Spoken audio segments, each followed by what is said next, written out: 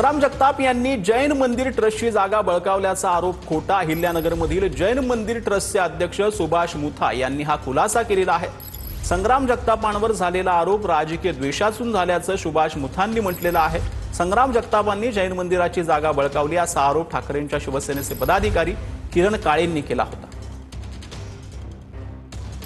जगताप यांनी अहिल्यानगरमध्ये त्या ठिकाणी जैन समाजाच्या मंदिर ट्रस्टच्या जागेवरती त्या ठिकाणी स्वतःचं राजकीय कार्यालय थाटलंय.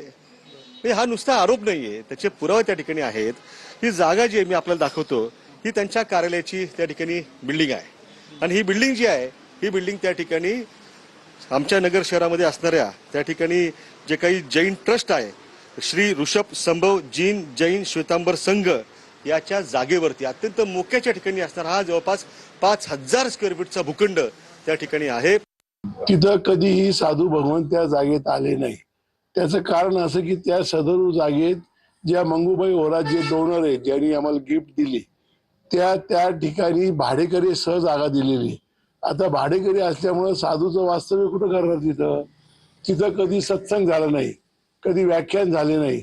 हे जे आरोप केले ते त्यांनी खोटे.